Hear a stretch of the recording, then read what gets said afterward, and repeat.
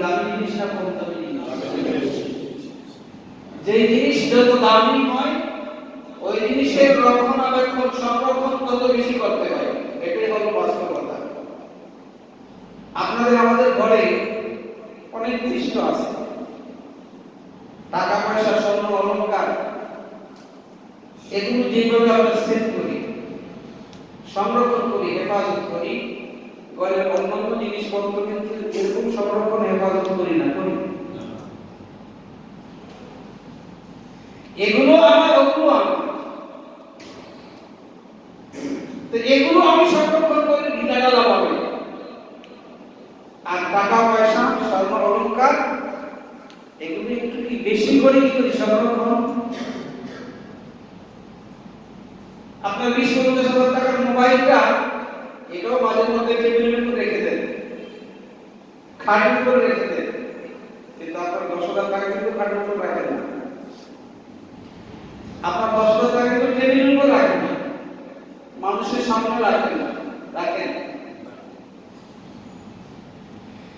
যে জিনিস যত দামি হয়, যে জিনিস যত মূল্যবান হয়, ওই জিনিসের উপর আক্রমণ তত বেশি আসে।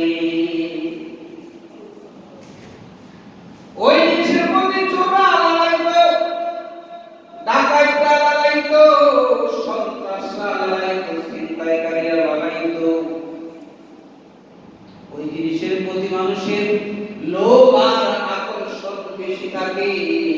এজন্য মানুষ শয়তানের ধোঁকায় পড়ে, নফসের ধোঁকায় পড়ে ওই জিনিসটা যদি চিন্তাই করতে চায়। ঠিক কি? মুসলমান ভাইরা, মুমিন মুসলমানের ঈমানও পুঁজি, মহাপুঁজি, তার নামাজও পুঁজি, তার রোজাও পুঁজি, তার হজও পুঁজি, তার তেলাওয়াত পুঁজি, তার তাসবিহ পুঁজি, সবটাই পুঁজি। এর ভিতরে মহাপুঁজির নাম হলো ঈমান। এজন্য পৃথিবীর সমস্ত বেঈমানরা, পৃথিবীর সমস্ত ঈমানচোরেরা মুমিন মুসলমানের ঈমানকে চুরি করার জন্য সবচাইতে বেশি ষড়যন্ত্র করে। মুসলমানের ঈমান যদি চুরি করা যায় তাহলে শেষ, সর্বশেষ হয়ে গেল। দুনিয়াতেও সেই শেষ, আখিরাতেও সেই শেষ। খসরাত দুনিয়া ওয়াল আখিরা। ঈমানদারের ঈমান যদি চুরি হয়ে যায়, ঈমানদারের ঈমান যদি কি হয়ে যায়, হাতছাড়া হয়ে যায়, তাহলে সে দুনিয়াতেও ক্ষতিগ্রস্ত, আখিরাতেও ক্ষতিগ্রস্ত। এজন্যই পৃথিবীর সমস্ত বেঈমান, সমস্ত বাতিল এই ঈমানের উপর কি করে আক্রমণ। এই ঈমানের উপর আক্রমণ তো আসবেই, যুগের পরে যুগ, শতাব্দীর পরে শতাব্দী। বাবা আদম আলাইহিস সালাতু ওয়াস সালাম থেকে নিয়ে কিয়ামতের আগ পর্যন্ত যত ঈমানদার আসবে, সমস্ত ঈমানদারের ঈমানের উপর আক্রমণ আসবে, আসবে। এটাই হলো বাস্তবতা।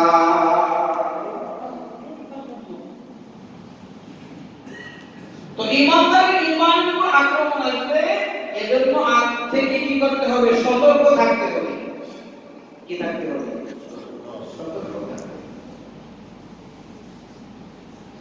বন্ধুরা, বিশ্ব পয়গম্বর মুহাম্মদ রাসূলুল্লাহ সাল্লাল্লাহু আলাইহি ওয়াসাল্লামের সাহাবায়ে কিরাম যখন কালিমা পড়ে যখন মুমিন হচ্ছেন, মুসলমান হচ্ছেন, হযরতে খাব্বাব রাদিয়াল্লাহু তাআলা, হযরতে বেলাল রাদিয়াল্লাহু তাআলা সহ অন্যান্য উলামায়ে, অন্যান্য সাহাবায়ে কিরামের উপর যখন জুলুম অত্যাচার চলতেছে, মুসলমানের উপর দিয়ে যখন অত্যাচারের স্পিরিটগুলো চলতেছে, ওই মুহূর্তে আল্লাহ তাআলা এই সূরায় বুরুজ নাযিল কইরা মুসলমানদেরকে সান্ত্বনা দিলেন। সান্ত্বনা কি দিলেন?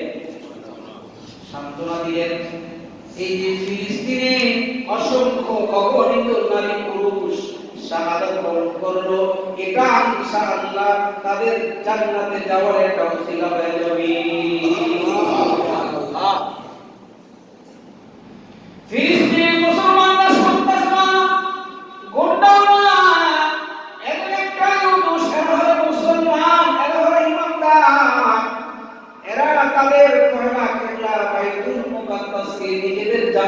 সবচেয়ে বেশি মহব্বত করে আর ভালোবাসে, এটাই হলো তাদের অপরাধ, এছাড়া তাদের কোনো অপরাধ না। আমার আমার আর কোন অপরাধ থাক থাক না থাক, আমি আপনার চুরির চিন্তায় করি আর না করি, সন্ত্রাস করি আর না করি, কিন্তু আমি আপনি যে মুসলমান, আমি আপনি যে ঈমানওয়ালা, আমি আপনি যে ইসলামওয়ালা, এটাই হলো ওদের কাছে সবচেয়ে বড় অপরাধ। বাতিলের কাছে, বেঈমানের কাছে আমাদের সবচেয়ে বড় অপরাধ হলো আমরা মুসলমান, আমরা কি মুসলমান, এটাই আমাদের অপরাধ। দুনিয়ার সমস্ত অপকর্ম ওরা করবে, ওদের কোনো দোষ নাই, যত দোষ মন্দ দোষ, সত্যটা বললে দোষ। বন্ধুরা আমার, এই পৃথিবীতে মুসলমানদের এক নাম্বার দোষ হলো ওদের কাছে ওরা কেন মুসলমান।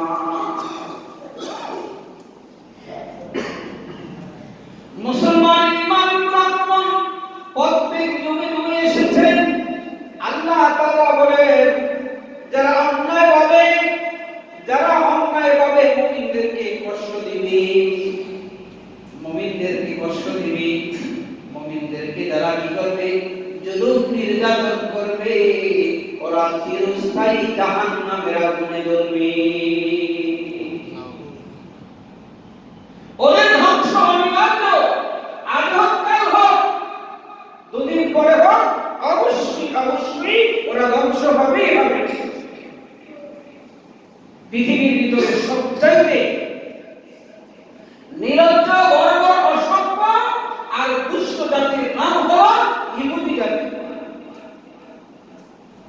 প্রতিদিন প্রতি নামাজে প্রত্যেক রাকাতের ভিতরে এই কথাটা আল্লাহ আমাদেরকে বলতে বলেছে, গায়রিল মাগদুবি আলাইহিম ওয়ালাদ-দাল্লিন। চির অভিশপ্ত জাতির নাম হলো ইহুদি জাতি, যারা ফিলিস্তিনের বুকে উইরায়া জুড়ে বসে। হিটলারের নাম তো শুনছেন, হিটলারের নাম শুনে নাই এরকম মানুষের সংখ্যা কম। গোটা পৃথিবীতে নাচাইছে, শাসন করেছে। এই হিটলার তার দৃষ্টিকোণ থেকে, তার অবজারভেশনে দেখছে এই দুনিয়াকে ঠিক রাখতে হলে ইহুদিদেরকে ধ্বংস করতে হবে।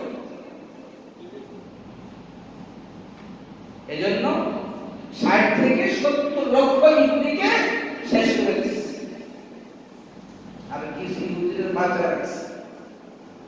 উনি ওনার আত্মজীবনীর ভিতরে লিখেছেন, ওনার বক্তৃতায় বলেছেন, আমি হিটলার যদি চাইতাম তাহলে সমস্ত ইহুদিদেরকে ধ্বংস করে দিতাম। উনি নিজে একজন ইহুদি। আমি যদি চাইতাম সমস্ত ইহুদিদেরকে ধ্বংস করে শেষ করতে পারতাম, কিন্তু আমি শেষ করি নাই, কিছু রেখে দিয়েছি যাতে পৃথিবীর ইতিহাস বুঝতে পারে যে আমি কেন ইহুদিদেরকে ধ্বংস করলাম। আজকের পৃথিবী এখন বুঝতেছে যে যুগে যুগে তো আমরা হিটলারকে দোষী করেছি যে এত এত মানুষকে কেন হত্যা করল, কিন্তু কালের আবর্তে আর বিবর্তে এখন গোটা বিশ্ববাসী হারে হারে টের পাচ্ছে পৃথিবীর যে কোনো জায়গায় যত দাঙ্গা হাঙ্গামা হয় ওটার পিছনে কোনো না কোনো ইহুদি ইন্ধন আছে। মুসলমানে লাগাই দেয়, মুসলমানে খ্রিস্টানে লাগাই দেয়, খ্রিস্টানে লাগাই দেয়, হিন্দু লাগাই দেয়, এই ইহুদি জাতি। কোন জাতি শান্তিতে থাকুক এটা ইহুদি জাতি বরদাস্ত করতে পারে না। চির অভিশপ্ত জাতি, এই জাতি থেকে আল্লাহ আমাদেরকে পরিত্রাণ দান করুন, সকলে বলি আমিন। গায়রিল মাগদুবি আলাইহিম। এই সূরা নূরের ভিতরে আল্লাহ মুসলমানের ঈমানের পরীক্ষা হবে। এই ঈমানি পরীক্ষায় মুসলমান যদি মরেও যায় তো শহীদ, ঈমানি পরীক্ষায় যদি বেঁচে যায় তো রাজি। মরণে শহীদ বাঁচলে মুমিনের কোনো ব্যর্থতা নাই। মুমিনের কোনো কি নাই? ব্যর্থতা নাই। ছোটবেলা শুনছেন না, হাতি মরল লাখ টাকা, বাঁচল লাখ টাকা। আবার আরেকটা কথা শুনছেন যে হাতি যদি শুয়েও থাকে তো গরুর উপরে। হাতি যদি কি শুয়েও থাকে তো গরুর চেয়ে উঁচা দেখা যায়। ইমানদার ইমানের এত পাওয়ার, ইমানদার মরে গেলেও কি দামি, আবার বেঁচে গেলেও দামি। আল্লাহ আমাদেরকে ঈমান নিয়ে বাঁচা, ঈমান নিয়ে মরার তৌফিক দান করুন। আমিন। বিশ্ব পয়গম্বর নবী মুহাম্মদুর রাসূলুল্লাহ সাল্লাল্লাহু আলাইহি ওয়াসাল্লাম দুনিয়াতে আসার 70 থেকে 75 বছর আগে ইয়ামান দেশের নাজরান এলাকায় একটা ঘটনা সংঘটিত হয়েছে। ওই ঘটনার কথা আল্লাহ সূরা বুরুজে বলছে। কেন বললেন? এগুলো বলে আল্লাহ সান্ত্বনা দিলেন যে মক্কার মুসলমানেরা, তোমরা আজকে নির্যাতিত, নিপীড়িত, নিষ্পেষিত, নিগৃহীত, এমন একদিন আসবে এই আবু জেহেল, আবু লাহাব, উতবা, সাইবা যারা আছে ওরা দুনিয়াতে থাকবে না, ওরা নিশ্চিত নাবুদ হয়ে যাবে। একদিন তোমাদের দিন আসবে, সবসময় ওদের দিন থাকবে। তোমরা যদি মরেও যাও তার মানে বেঁচেও যদি যাও তোমরা সফল কাম। আল্লাহ তাআলা বলেন ওয়াস-সামা'i যাতিল বুরুজ ওয়াল ইয়াউমিল মাউউদ ওয়া শাহিদিন ওয়া মাশহুদ। এই বিষয়টা আল্লাহ বুঝাইতে গিয়ে বললেন যারা আসহাবুল হুদুদ, যারা মুমিনদেরকে কষ্ট দিয়েছে, মুমিনদেরকে হত্যা করেছে, মুমিনদেরকে আগুনে পোড়ায়া মারছে, কি দোষ ছিল? ফিলিস্তিনের মাসুম বাচ্চাদের কি দোষ ছিল? অসহায় নারীদের কি দোষ ছিল? তাদেরকে কেন হত্যা করা হলো?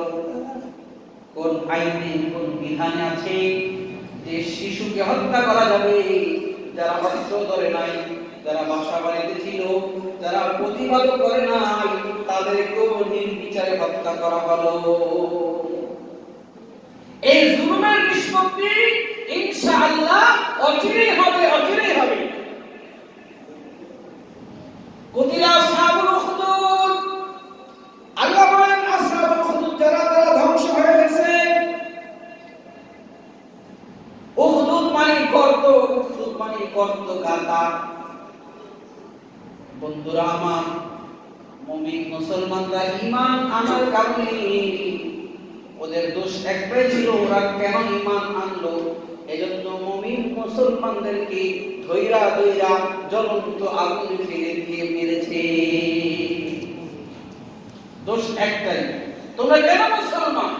ঈমান ছাড়ো তো বেঁচে যাবে, ঈমান ছাড়বে না জ্বলন্ত আগুনে ফেলে মারা হবে। বিশাল বিশাল গর্ত খনন করা হলো মুসলমানকে ধ্বংস করার জন্য, মারার জন্য।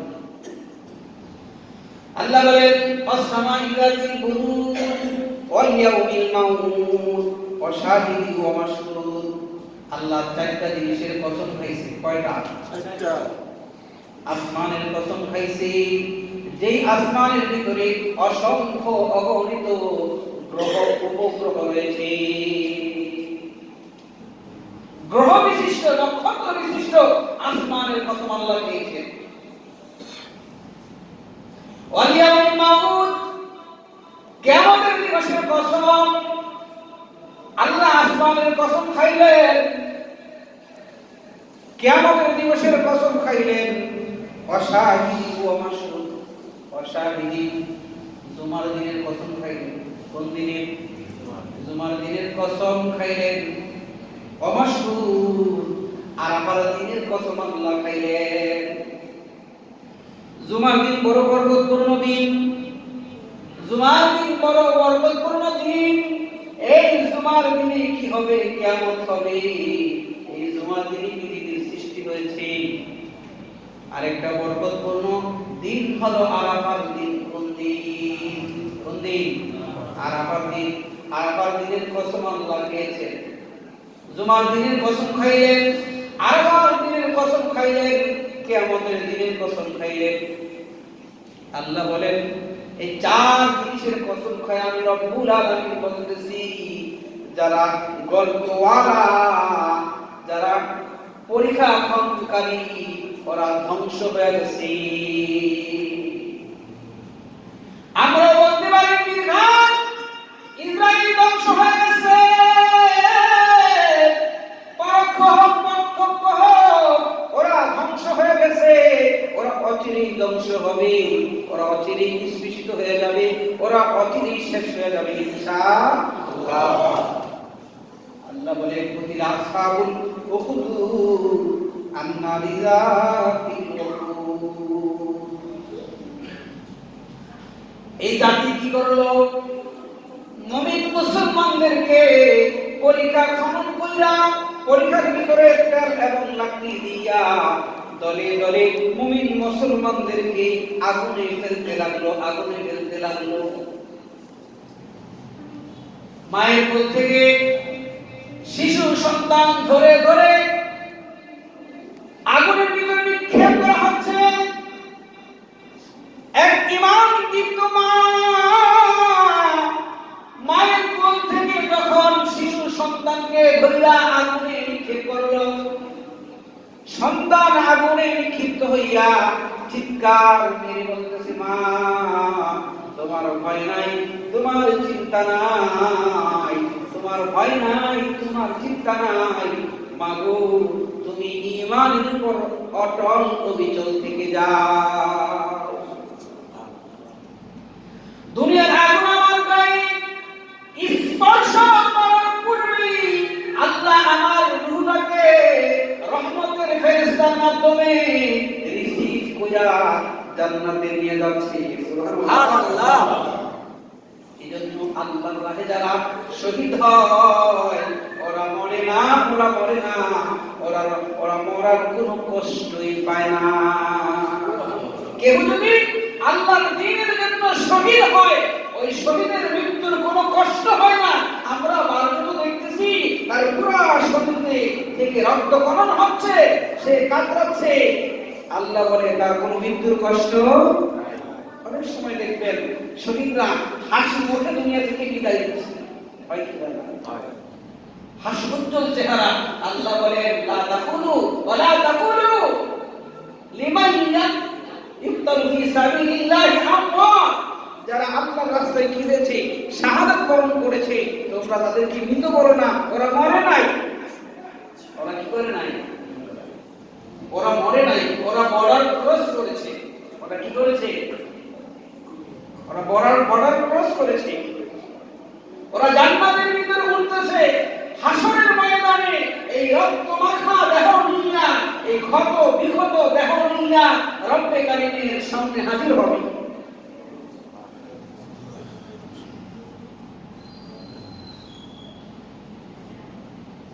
আন্না লিযাতিল ওয়াকুদ ইযহুম আলাইহা কুদ ওয়া হুম আলা মা ইয়াফআলুনা বিল মুমিনিনা শুহুদ। এই দুষ্ট জাতি মুমিন মুসলমানদেরকে আগুনে নিক্ষেপ কইরা আশেপাশে আনন্দ উল্লাস শুরু করে দিয়েছিল। আল্লাহ তাআলা মুমিনদের থেকে মৃত্যুর কষ্ট উঠায় দিলেন, আর আগুনের লেলিহান শিখা চতুর্দিকে ছড়িয়ে দিলেন। আশেপাশে যত দুষ্ট কাফের ছিল, আল্লাহ সমস্ত দুষ্ট কাফেরদেরকে এই আগুন দিয়ে জ্বালায়া পুড়িয়ে শেষ করে দিলেন। সবাই আগুনে পুড়ে মরে গেল। জালেম বাদশা ইউসুফ জুলাস এই দুষ্ট এই আগুন থেকে বাঁচার জন্য সাগরে ঝাঁপ দিল। কোথায় ঝাঁপ দিল? সাগরে ঝাঁপ দিয়া সাগরে ধ্বংস হয়ে গেল। আল্লাহ সাগরের পানির মাধ্যমে তাকে ধ্বংস করে দিলেন। কোন জালেম কি বাঁচতে পারবে? বেঁচেছে? এজন্য আমাদের জন্য মেসেজ হলো, কোন অবস্থায় আমরা আমাদের ঈমানকে বিসর্জন দিব না। আমার সম্পদ বিসর্জন দিতে পারি, আমার বাড়ি-গাড়ি বিসর্জন দিতে পারি, আমার ছেলে-মেয়ে বিসর্জন দিতে পারি, এমনকি নিজের জান পর্যন্ত বিসর্জন দিতে পারি, কিন্তু কোন অবস্থায় ঈমানকে বিসর্জন দেওয়া যাবে না। লা তুশরিকু বিল্লাহ ওয়া ইন কুতিলতা হুরিতা, লা তুশরিকু বিল্লাহ ওয়া ইন কুতিলতা হুরিতা। আল্লাহর পয়গম্বর বিশ্বনবী মুহাম্মদ রাসূলুল্লাহ সাল্লাল্লাহু আলাইহি ওয়াসাল্লাম আমাদেরকে বলে দিয়েছেন, খবরদার খবরদার, সাবধান সাবধান, কোন অবস্থায় আল্লাহর সাথে কাউকে শরীক করা যাবে না। যদিও তোমাকে হত্যা করা হয়, যদিও তোমাকে হত্যা করে টুকরো টুকরো করা হয়। আজকে মানুষ তো মানুষ নাই, আজকে আমরা মানুষ জানোয়ারের চাইতেও মারাত্মক হয়ে গেছি। দিন দুপুরে দিবালোকে ঢাকা শহরের ভিতরে বাবা সন্তানের সামনে বাবাকে এমন ভাবে হত্যা করলো, নির্মম ভাবে হত্যা করলো, নির্বিঘ্নে নির্দ্বিধায় হত্যা করে চলে যাচ্ছে। আল্লাহ এই সমস্ত মুসিবত থেকে আমাদেরকে রক্ষা করুন, সকলে বলি আমিন। পৃথিবীর কোন আইন, কোন আদালত মানুষকে এই জুলুম থেকে ফিরাতে পারবে না যতক্ষণ পর্যন্ত মালিকের ভয়, আল্লাহর ভয়, খোদার ভয়, কবরের ভয়, জাহান্নামের ভয় তার অন্তরে পোষণ না করবে, লালন না করবে, ততক্ষণ পর্যন্ত দুনিয়ার কোন আইন আদালত দিয়া মানুষের অন্যায় অপকর্ম রোখা যাবে। আপনারা একটা বিষয় অবজারভেশন করবেন, অনুসন্ধান করবেন, অসংখ্য অগণিত মানুষ যারা চোর ছিল, বাটপার ছিল, সন্ত্রাস ছিল, জালেম ছিল, কোন না কোন আল্লাহ ওয়ালার দরবার গিয়ে সংশোধন হয়ে মানুষের মতো মানুষ হয়ে গেছে। ওর মাথায় এখন পাগড়ি, ওর মুখে এখন দাড়ি, ওর গায়ে এখন জুব্বা, হাতে তসবিহ, ওর পকেটে মেসওয়াক পাওয়া যায়। এক সময় তার সাথে কি ছিল? পিস্তল ছিল। কি ছিল? সন্ত্রাস। দাওয়াত তাবলীগের মেহনতে গিয়া জীবন পরিবর্তন হয়ে গেল, কোন না কোন আল্লাহ ওয়ালার সুহবতে গিয়া তার জীবনটা নুরানি হয়ে গেল। কোন না কোন আলেমের বয়ান শুননা, কোন না কোন ইমামের বয়ান শুননা তার জীবনটা সুন্দর হয়ে গেল। যে জিনিসটা দুনিয়ার কোন আদালত, কোন আইন পারে নাই, সেটা আল্লাহ তাআলা তার কোরআনের মাধ্যমে করে দিয়েছেন। আল্লাহর কোরআনের ভিতরে এই পাওয়ার আছে, আছে না নাই? এজন্য একটা গোষ্ঠী, একটা মিডিয়া, একটা চক্র কাজ করতেছে যে উম্মত আর উলামায়ে কেরাম যাতে এক না হয়, উম্মতের অন্তর থেকে উলামায়ে কেরামের প্রতি মায়া মহব্বত উঠিয়ে দেওয়া হচ্ছে, উলামায়ে কেরামের প্রতি বিদ্বেষ আর ঘৃণা, হিংসা ছড়িয়ে দেওয়া হচ্ছে। এইভাবে যদি চলতে থাকে তাহলে পরিস্থিতি বড় মারাত্মক হয়ে যাবে। মানুষগুলো আরো বেশি কি হয়ে যাবে? হিংস্র হয়ে যাবে, জালেম হয়ে যাবে, অন্যায়, অশ্লীলতা, বেহায়াপনা আরো বেশি বাড়তে থাকবে, যেটা সামাল দেওয়ার মতো কারো কি সাধ্য থাকবে? মানুষ দিন ঈমান থেকে যত দূরে থাকবে, মানুষ তত বেশি অসভ্য হয়ে যাবে। আল্লাহ তাআলা আমাদেরকে সর্ব অবস্থায় ঈমানের সাথে, আমলের সাথে উলামায়ে কেরামের সংস্পর্শে থাকার তৌফিক দান করুন। আমিন।